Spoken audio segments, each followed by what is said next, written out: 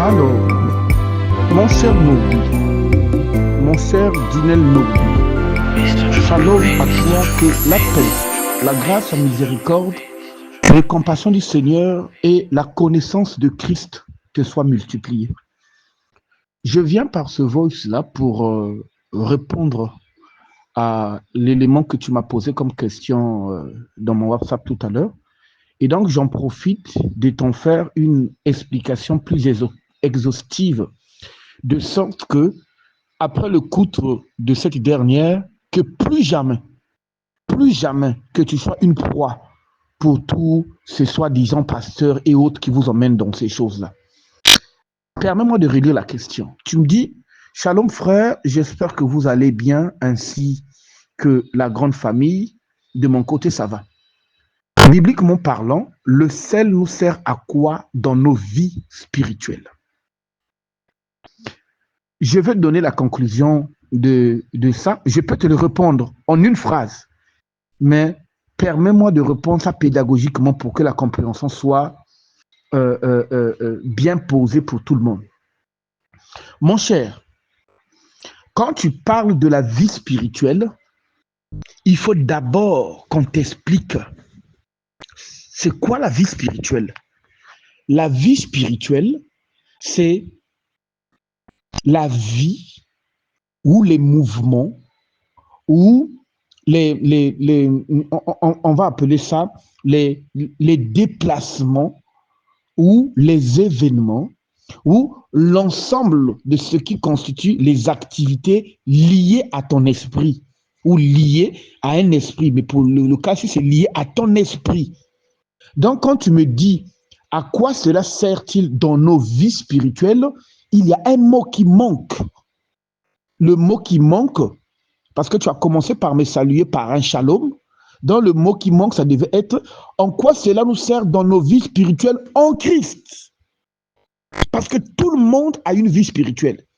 Il y a la vie spirituelle en Christ, il y a la vie spirituelle dans le fétichisme, il y a la vie spirituelle dans le bouiti, dans le mouiri, dans la kabbale, dans l'ésotérisme, dans la sorcellerie, dans la franc-maçonnerie, et ainsi de suite. Tu comprends? Donc, quand tu as commencé de m'appeler par shalom, de me saluer par shalom, en me souhaitant la paix du Seigneur, de notre Dieu Jésus-Christ, je te réponds comme si la question était liée à la vie spirituelle en Christ. Alors, déjà, pour répondre à cette question-là, mon cher, il faut que tu saches une chose.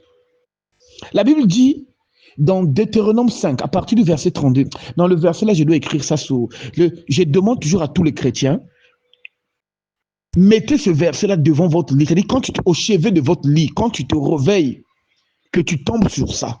Je t'assure, c'est pas une loi biblique, hein, c'est un conseil de grand frère. Deutéronome 5, verset 32 dit, vous ferez avec soin ce que l'Éternel, votre Dieu, vous a prescrit. Vous n'irez ni à gauche, ni à droite. Et Deutéronome 4, à partir du 2e verset, dit, vous observerez la loi du Seigneur, vous ne vous en détournerez ni à gauche, ni à droite.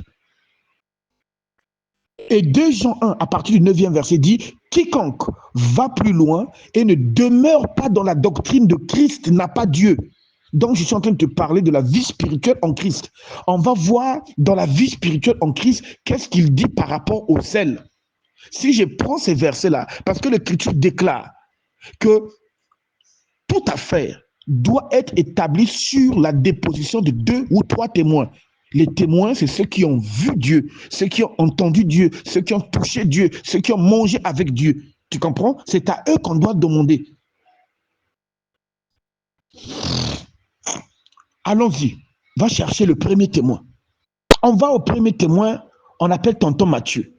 On dit, tonton Matthieu, viens, toi qui as vécu avec Christ, qu'est-ce que Christ a dit à propos du sel? Tonton Matthieu va dans son 5e chapitre, il est écrit, Matthieu 5, verset 13. Jésus dit, vous, il parle des chrétiens, vous êtes le sel de la terre. Magnifique. Vous êtes le sel de la terre. Et il ajoute, si le sel perdait sa saveur, avec quoi la lui rendra-t-on? Donc, le chrétien est le sel de la terre. Pourquoi cette image du sel? Parce que à l'époque de Jésus, il n'existait pas encore la réfrigération artificielle, c'est-à-dire qu'on pouvait créer les glaces pour conserver les aliments et pour éviter la pourriture.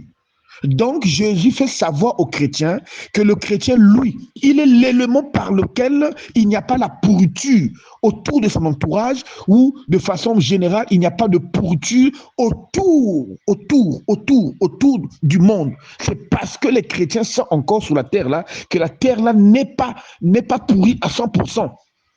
Le jour où le sel de la terre sera enlevé, la terre-là sera bonne pour le feu. Donc, d'après la conception du Christ, nous sommes plus que le sel physique, nous sommes le sel spirituel. Et c'est nous qui évitons qu'il y ait du pourrissement. Maintenant, si je m'abaisse, moi qui suis le sel spirituel, je m'abaisse à aller chercher un sel physique pour soi-disant accomplir les rituels de sel, les bains de sel, la magie du ciel, alors la Bible dit, je viens de perdre ma saveur spirituelle. Est-ce que tu comprends ça? Je pense même qu'avec ce verset-là, on peut s'arrêter là. Voilà pourquoi nous, les chrétiens, nous ne prenons pas ces objets-là comme éléments de purification, comme éléments de protection, comme éléments de résolution de problèmes. Parce que chez nous, il est écrit, Psaume 37, à partir 34, excuse-moi, à partir du 7e verset, il est écrit, l'ange de l'Éternel campe autour de ceux qui craignent son nom. Mon cher, quel est le problème que je vais avoir? Regarde, tu vois même que c'est très bête. Regarde, il y a l'ange de l'Éternel. Si tu es enseigné, tu connais que l'ange de l'Éternel, c'est lui-même. Et il a le sel physique. Soyons sérieux. Entre les deux, qui va me protéger? Oh non, il faut que tu fasses un bain pour que le bain là puisse chasser les esprits. David dit que l'ange de l'Éternel ne sert à rien. Incrédule que vous êtes. 1 Corinthiens 3,16, votre corps est le temple du Saint-Esprit qui demeure en vous. Le Saint-Esprit, c'est-à-dire Dieu dans la forme esprit vit chez moi. Dis-moi à quoi me sert le sel que le Saint-Esprit ne peut pas faire, sachant bien que tout esprit est soumis au Saint-Esprit. Oh, mon cher, tu es en train de vivre ce que la Bible condamne dans Colossiens 2, à partir du 8e verset où la Bible dit, prenez garde. Ça veut dire faites attention. Prenez garde que personne ne fasse de vous sa proie par la philosophie et par une vaine tromperie, s'appuyant sur des traditions des hommes, sur les rudiments du monde et non sur Christ. C'est-à-dire le verset là nous fait savoir qu'il y a des gens qui trompent les gens par des philosophies, par des fables, par des rituels, par des bains, par des cercles de protection, par des mantras, par des pentacles. Mais ça, ce sont des traditions des hommes. C'est-à-dire, les traditions, c'est l'ensemble des pratiques, des rites que les gens se transmettent, mais non sur Christ. Mais il n'en est pas le cas pour le chrétien. Parce que le chrétien, mon cher, il n'y a pas une... Seigneur, il n'y a pas une spiritualité qui est au-dessus de la spiritualité du Christ. Tu sais ça? Parce qu'il est écrit au nom de Jésus-Christ, tout genou fléchit dans le ciel, sur la terre et sous la terre. Je vais voir quoi avec le sel? Bande d'incrédules. Vous n'avez pas encore grandi dans la connaissance de Christ. Christ, tu sais ce que les gens font? Je vais t'expliquer une certaine réalité. Dans le spiritisme, c'est, si tu veux, la manipulation des esprits par des éléments de la création. Mon téléphone va se charger, laisse-moi charger. Je devais mettre... Ouais, merci. Je voulais mettre en charge. Tu comprends? C'est-à-dire, il y a la croyance selon laquelle derrière chaque élément de la nature se trouvent des esprits. Et qu'est-ce qu'on fait? Suivant certaines quantités, suivant certaines heures, suivant certaines potions, suivant certaines techniques, on va prendre les éléments de la création pour mobiliser les esprits qui sont derrière pour vous apporter des solutions. Et les solutions existent et les gens trouvent des réponses. Par contre, ne montre pas que non, les gens trouvent des réponses. Mais sauf que vous avez fait appel à la créature et non au créateur, parce que ces esprits-là sont des créatures. Donc, vous avez aimé, comme le prix de Romains dit, ils ont aimé et servi la créature au lieu du créateur. C'est une abomination. C'est une idolâtrie. Et aucun idolâtre méritera le royaume des cieux. Et en faisant ces pratiques-là, la Bible dit, vous vous souillez avec des dieux étrangers. Vous souillez votre âme. L'esprit qui est derrière les éléments de la nature, Dieu l'a créé parce que Dieu, tout ce qu'il a créé est vivant. La terre est vivante, l'eau est vivante, l'air est vivant. Dieu est vivant, tout ce qu'il crée est vivant. Mais quand on dit vivant, ça veut dire qu'il y a la vie derrière. Il y a des esprits derrière. Mais Dieu ne nous a jamais demandé d'aller vers ces esprits. Parce qu'il a été donné à l'homme. Il a dit à l'homme dans Genèse 3, allez, multipliez-vous, remplissez la terre et assujettissez-la. Tu comprends ce que veut dire assujettir? Assujettir la terre veut dire domine. C'est-à-dire, c'est à toi de dominer la terre. Et non, c'est aux éléments de la terre que tu te prosternes devant pour que ces éléments-là te rendent service. Ce n'est pas possible.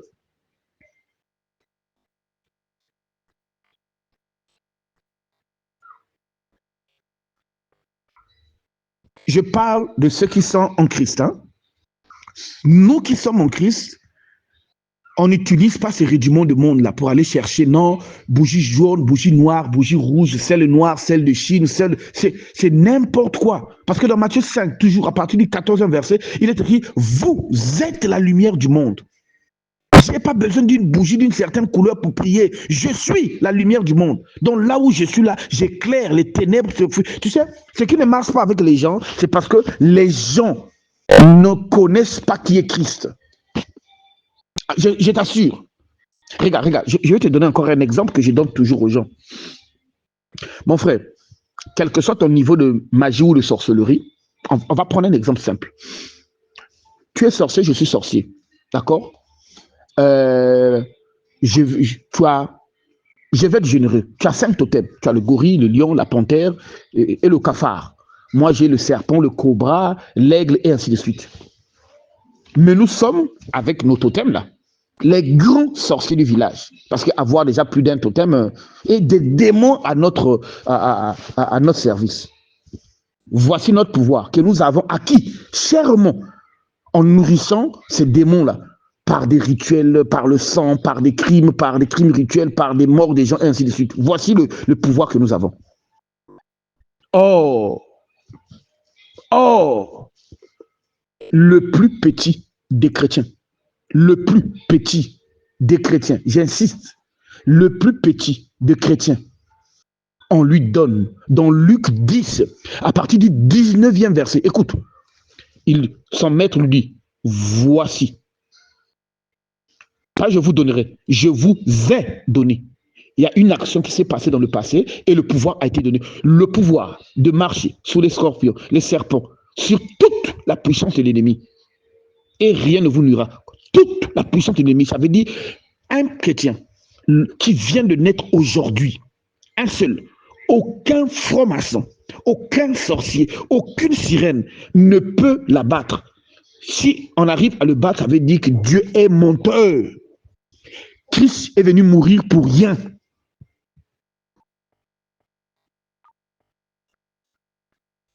Par le Saint-Esprit que le Seigneur te délivre de ces rituels-là pour aller chercher les solutions.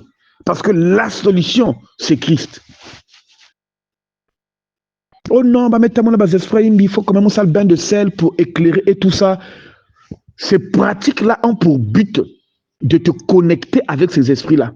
Et ça sera bain de sel sur bain de sel. Après bain de sel, ça sera maintenant coucher de sel, lever de sel. C'est-à-dire vous irez rituel sur rituel sur rituel parce qu'il faut entretenir ces esprits-là. Concernant Christ, il est écrit dans Romains 10 à partir du 4e verset. Écoute, Christ est la fin de la loi pour la justification de quiconque croit. Aussi vrai que tu suis Christ, il n'y a rien à faire pour ça. Non, j'ai fait ceci, je suis devenu impur, je suis devenu sale, il faut que mon sale bain de sel pour que mon katouba malchance que dans mon un chrétien est on dit ça dans le Congo, le frère Arsène, inlocable. Parce que dans Nombre 23, verset 23, il est écrit, l'enchantement n'a pas de fait sur Jacob, ni la divination sur Israël. C'est pas possible. Je ne sais pas quel genre de chrétienté on vous a prêché. Une alliance parfaite où il est écrit pour le chrétien que nous sommes assis avec Christ dans les lieux célestes. Ça veut dire qu'un sorcier, pour m'avoir, il est obligé de monter. Donc, il doit dépasser. Hein? Il doit dépasser. Écoute-moi bien. Il doit dépasser. On va prendre tous les déchus, les démons. Il va dépasser les anges. Il va dépasser les trônes, les dignités, les gloires, les principautés, les dominations. Il doit dépasser les chérubins, les séraphins, parce que le trône de Dieu est assis sur le séraphin. Et il va arriver en haut là-bas, là où je suis assis, en Christ, au trône, pour venir me prendre là-bas et me bouffer. Mais il vaut mieux que je serve cet esprit-là qui peut venir me l'arracher de ses mains. Oh, l'Écriture déclare, dans Jean 10, Jésus dit, mon Père qui me les a donnés est plus fort que tous. Et il est celui qui donne, donc personne ne peut reprendre. Quel est le christianisme qu'on vous a prêché là? On vous a prêché quel Jésus? Il est venu mourir à la croix, pouf, et puis vous a laissé, battez-vous. Un Jésus tellement sûr de lui. Il dit à ses enfants, voici, je vous laisse comme des brebis au milieu des loups. On va dire, mais tu es irresponsable. Parce qu'il sait que ce que j'ai déposé en vous, selon qu'il est écrit, celui qui est en vous est plus fort que celui qui est dans le monde. Donc celui qui est en moi est plus fort que celui qui est dans le monde, c'est-à-dire le prince de la puissance de l'air, Satan.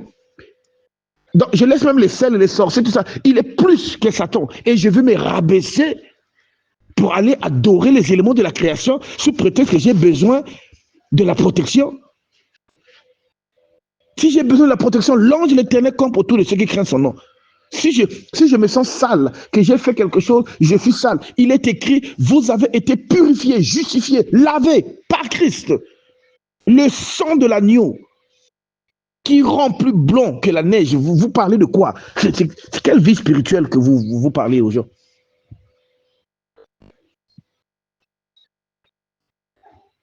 Un chrétien, les bains de sel, bougie, encens, tel bois, tel parfum, c'est du spiritisme. Vous faites affaire aux petits esprits de la nature que la Bible appelle les rudiments pour trouver des solutions. Mais si ces rudiments-là pouvaient trouver des solutions, le sel devait nous sauver. Jean ne devait pas dire, voici l'agneau de Dieu qui ôte le péché du monde, tu vas être pur. Il devait dire, voici le sel, voici les bains de sel qui ôtent le péché du monde. C'est des conneries. Sors de ces trucs-là, mon frère.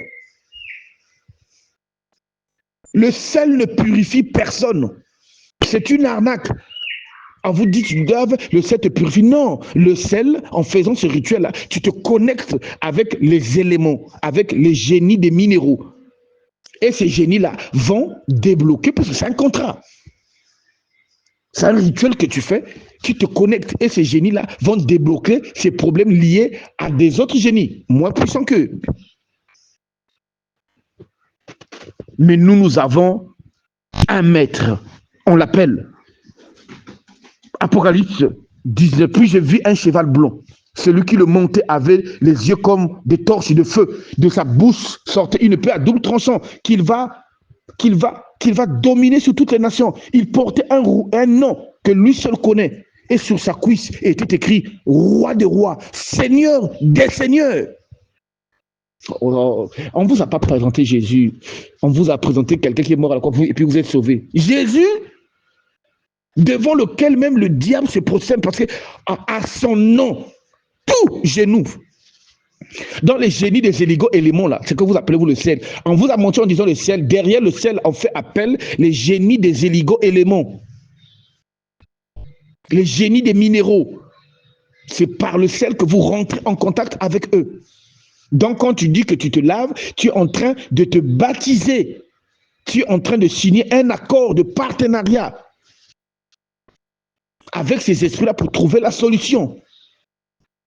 Et les esprits-là vont faire de toi leur réceptacle. C'est le même principe spirituel. Le diable n'a rien créé. Le Saint-Esprit a fait de nous son réceptacle. Voilà pourquoi nous marchons avec lui. Et tu fais de ces génies-là ton réceptacle. Tu vas marcher avec ces génies-là. Et comme ces génies-là ne s'entendent pas avec les génies de forêt, de feu et tout ça, donc si tu as des problèmes avec ces autres génies, ces génies à toi vont t'apporter un semblant de solution. Mais de l'autre côté, tu t'es connecté à des entités qui ne sont pas pures. Mais nous, notre pureté, c'est en Jésus-Christ. Tu as commis quelque chose, tu te sens sale, l'Écriture déclare, celui qui confesse son péché et le délaisse obtient miséricorde. Oh, tout le temps, tu as la pipa, ma soumingue salaka, d'offre bain de sel, c'est foutaise. Demande pardon. Pour un chrétien qui est passé par la croix, demande pardon et ton péché est expié. Quand on va dans Ézéchiel, magnifique. Écoute dans quelle alliance nous sommes. Hein? Dans Ézéchiel 18, quand tu commences à lire à partir, je crois, à partir de 1, 2, jusqu'à même à 8. Écoute, il est écrit ici, je mettrai dans leur cœur, je leur donnerai un nouveau cœur. Ça, c'est pour le chrétien. Hein? Je mettrai dans leur cœur un nouveau esprit. Et la Bible dit, je écrirai ma loi dans leur cœur. Et la Bible ajoute, et je ne me souviendrai plus de leur iniquité. Mais qui ne peut pas aimer l'alliance avec Jésus? Qui vous a pris ces bêtises-là? Le sel n'enlève pas l'iniquité. Le sel n'enlève pas le péché du monde. Le sel ne purifie pas ton âme. Le sel ne pardonne pas le péché. Le sel ne protège pas. Le sel ne donne pas la vie éternelle. Le sel ne te rend pas ami avec le Seigneur. Tu vas avoir les réponses aux solutions de ce monde. Tu vas contre-attaquer les incantations. Tu vas contre-attaquer les genjutsu de ce monde-là. Mais jamais tu seras sauvé. Si le sel donnait la vie éternelle, les riches de ce monde-là devaient tout prendre. Et devaient vendre ça et se faire des millions. Qu'on ne te montre pas. Qu'on ne te montre pas. Aussi fois que tu es chrétien, tu dois savoir qu'il est écrit dans Colossiens 2, 1, 2, 3 par là. Il est dit ceci. Écoute. Si vous êtes mort avec Christ, il continue, au rudiment du monde, pourquoi comme si vous viviez dans le monde? Pourquoi vous impose tant ces préceptes? Oh, quand on te dit ça, tu dis, je suis un chrétien.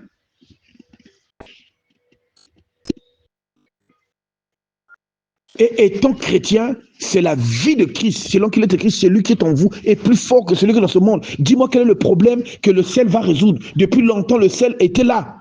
Depuis Adam, le sel était là. Pourquoi le sel n'a pas enlevé le péché du monde? Depuis longtemps, le sel était là. Pourquoi n'a-t-il pas donné la vie éternelle à Abraham, à Moïse? Depuis longtemps, le sel était là. Pourquoi n'a-t-il pas changé les cœurs? Depuis longtemps, le sel était là. Pourquoi n'a-t-il pas donné un nouveau esprit? Depuis longtemps, le sel était là. Sors des pratiques spiritistes. Sors des pratiques spiritistes. Oh non, chez nous, il y a trop de sorciers, je mets le sel. Tu utilises un élément diabolique pour contrecarrer un élément diabolique. Tu trouveras un sorcier encore plus puissant qui pourra traverser ton cercle de sel et ainsi de suite. Donc, il te faudra encore plus en plus. Alors, au lieu de t'emmerder, va voir un esprit avec qui tout esprit se met à genoux dans la personne de Jésus. Quel est le christianisme qu'on vous a prêché? Ésaïe 54, 17. Oh, j'aime le verset là. Ça doit être écrit. Ça, c'est notre héritage. Ça, c'est pour les enfants de Dieu. Notre héritage. Écoute notre héritage. Toute arme forgée contre toi est nulle et sans effet. Quand on dit toute arme, prends, forgée par les kabbalistes, les sorciers, ton chef de bureau, les satanistes, toutes. C'est-à-dire, mets tout ce que tu peux mettre dedans là-bas. Tu vois notre héritage? Non, je n'ai pas fini. Il a dit, toute langue qui se lèvera en justice contre toi. La Bible dit, Dieu est tellement beau. Il a dit, mes petits, gérez ça. Il dit, tu la condamneras. Ah, vous blaguez avec le chrétien. Ah, on vous a appris autre chose. Et la Bible dit, tel est l'héritage des saints. Et la Bible ajoute, tel est le salut qui viendra de moi. Si tu as le salut venu de Dieu, aucun démon ne peut se mettre debout devant toi. C'est pas possible. S'il arrive à faire ça, ça veut dire que Dieu est menteur. Or, il est impossible que Dieu monte. Dieu n'est pas un homme pour se repentir. Oh, j'avais dit ça, c'est pas le cas. Oh, je me sens bien quand je parle de Jésus, je t'assure. Jésus? Oh. Et tu préfères donc qu'on te donne l'alliance avec Jésus, qui te fait oublier tout le péché et tout. Et tu as dit non, je préfère aller prendre d'abord le sel parce que Kokabetine, apparemment, il est plus que Jésus, hein, mais le sel est plus que lui. Vous donc, la création devient plus forte que le Créateur. Le Créateur, mais il est terrible, le Créateur. Donc, quand on dit, ah non, maman, là, non, mais le sel, les parfums, les encens et tout ça, ce n'est pas la matière là. Je suis d'accord que le sel résout le problème de la matière. C'est-à-dire, physiquement, je peux prendre le sel, je mets dans le poisson pour faire le poisson salé. C'est-à-dire, j'ai un problème physique, j'utilise un élément physique. Ce n'est pas un péché. Je suis dans un milieu où il n'y a pas d'antiseptique, il n'y a pas d'antibiotiques. J'ai une plaie, on peut mettre le sel tout autour. Je donne ça comme un exemple, hein, je ne sais pas si on met du sel. Tu comprends? J'utilise un problème physique pour un élément physique pour résoudre un problème physique. Tu comprends? Mais quand je commence à utiliser un élément physique pour résoudre un problème spirituel, c'est ça qu'on appelle le spiritisme. Ça veut dire que cet élément physique-là est un portail ou bien un artefact ou un élément par lequel je rentre en contact ou bien l'esprit va où je vais charger des entités dans ces éléments-là par des prières, des rituels, et ces entités-là vont traiter spirituellement. Comment vous ne comprenez pas ça? Les uns s'appuient sur leurs chars, les autres s'appuient sur leurs chevaux. Nous nous appuyons sur le sel. Nous nous appuyons sur l'Éternel, pas sur le sel. 1000 tombent à mon côté, 10 000 à ma droite. Le sel me protégera? N'importe quoi. Le spiritisme. Et on ose dire que le rudiment du monde face à Christ.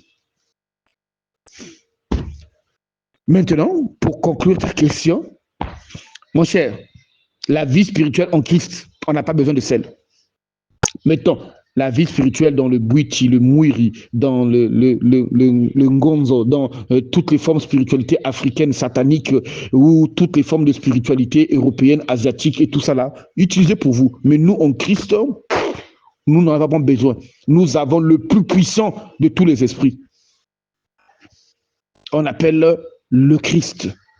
Et à son nom, tout a été créé par lui et pour lui. Oh, magnifique. Écoute. Tout a été créé par lui et pour lui. Et la Bible cite trône, dignité, gloire, autorité. Vous plaisantez, on vous a pas encore parlé de Jésus. Il est terrible. Jésus.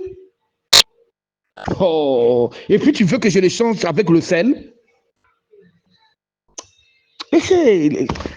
Non, c'est bon. C'est bon. Jésus, c'est bon. Shalom à toi, c'est bon.